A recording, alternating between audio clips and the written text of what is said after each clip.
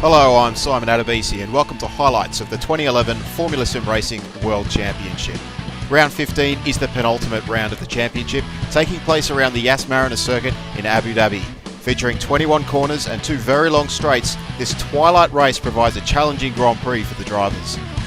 Bono Huis achieved pole position by the largest gap so far this season, edging out Frederik Nielsen by more than half a second. 4 tenths behind Nielsen, Dennis Hurl qualified in third, ahead of Karim Wesenberg, who set an impressive time for the Twister Racing team. Mikko Puumalainen set the 5th fastest time in front of Cyril Verdmuller, who set his personal best qualifying result.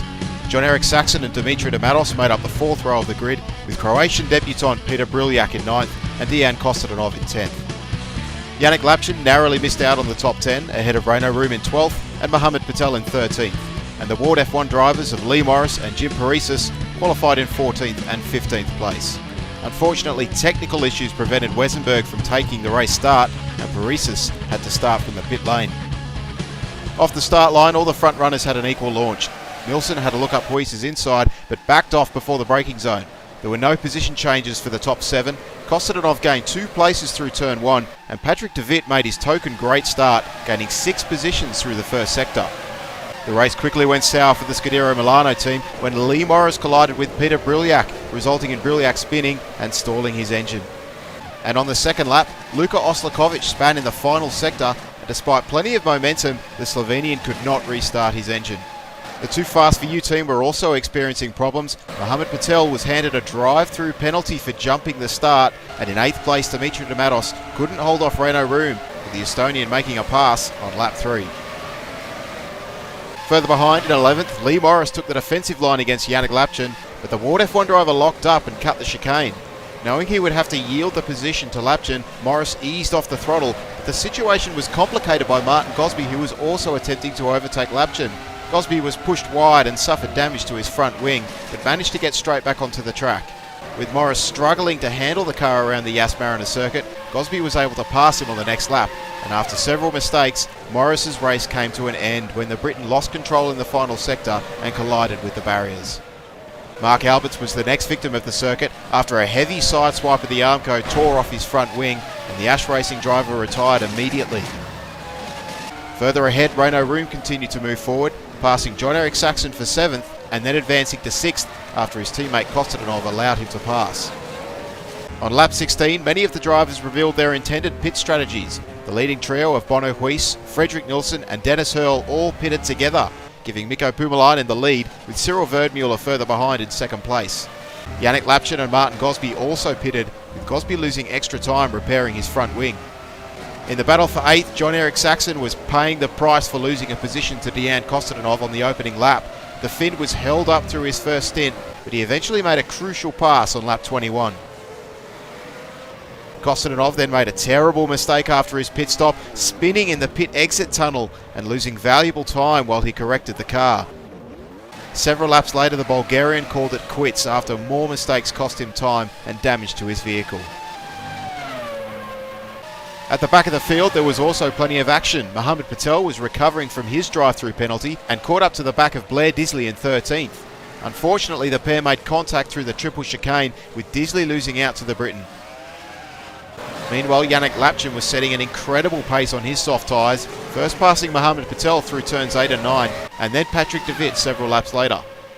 As Renaud Room emerged from his only pit stop, he was swamped by the 2-stopping Martin Gosby, and into turn 11, Room went defensive and the pair made contact, with Gosby spinning and being lucky not to take out his teammate.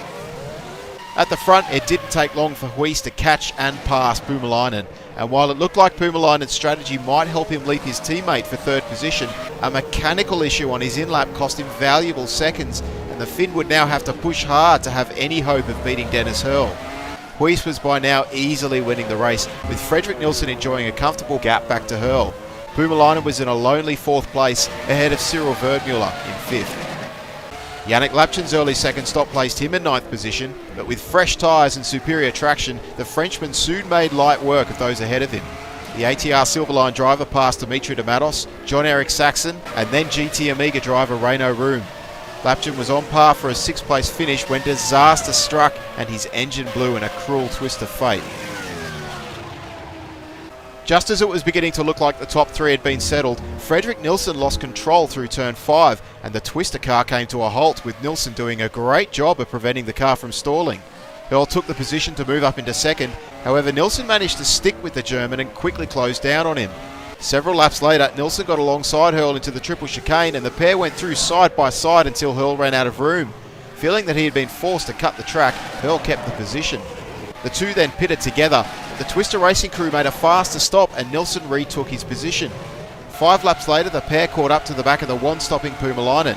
Puumalainen had every intention of fighting for the position despite being on worn tyres, and while he initially managed to fend off Nilsson, he clipped the curb at turn 9 a little too hard and both Nilsson and Hurl got alongside. Incredibly, Hurl got onto the inside and outbraked Nilsson to get back up into second. They then dropped Puumalainen fairly quickly, but Hurl could not shake Nilsson off his tail. Eventually, Nilsson made another passing attempt into the triple chicane, and again Hurl ran out of room and cut the chicane. However, this time Hurl was concerned about the potential of being penalised, and the McCaw driver gave up the position several corners later. Having been struck down by bad luck in the previous round, Bono Huis took a dominating victory at Abu Dhabi, winning the Grand Prix by over a 30-second margin. Fredrik Nilsson held on to second place, achieving a great result after missing the previous round, and Dennis Hurl continued his strong form to claim the final step on the podium. Mikko Puumalainen finished in 4th, achieving his 6th consecutive top 5 finish. Cyril Verdmuller completed a very lonely race to set his personal best in the World Championship division, and Renault Room finished a solid race in 6th place. Jon-Erik Saxon crossed the line in 7th ahead of Dimitri de Matos in 8th, and Mohamed Patel was penalised 10 seconds for his contact with Disley, dropping him behind Martin Gosby. Blair Disley and Jim Paresis were a long way off the pace this round, and Patrick de Wit finished 2 laps down after a spin in the final stages of the race cost him plenty of time in the pits. With Jarkko Mäkkönen absent this round, Mikko Puumalainen now seems likely to take second place in the championship, though Mäkkönen still has an outside chance of beating his fellow Finn. With Kirchhoff no longer competing, Fredrik Nilsson's podium today has secured 4th place for the Swede, and Dennis Hurl has passed Blair Disley and has a good shot at taking 5th place from Kirchhoff in the final round. Jon-Erik Saxon's result has edged him out just ahead of Dimitri de Matos by 2 points. There's been no change to the order on the Constructors table, but McCaw have now secured second place in the Constructors, with Twister Racing now guaranteed to finish in 3rd. However, there is only 16 points separating ATR and Too Fast for You, with ATR having the definitive advantage. 6th place is still up for grabs for Netrex, Ash Racing and GT Amiga Racing, and the remaining teams can all advance a position or two in the final round with a decent points haul. The next round will be the final round of the 2011 Championship, and you could watch that race live as it happens. Simply go to psrtv.com on the 6th of November at 5:30 PM GMT. And keep your eyes open next week for a special 2011 World Championship montage video, which will of course be available on YouTube. We hope you've enjoyed today's highlights. I'm Simon Adebisi, and we'll see you in a fortnight's time for the final round of the 2011 Formula SimRacing World Championship.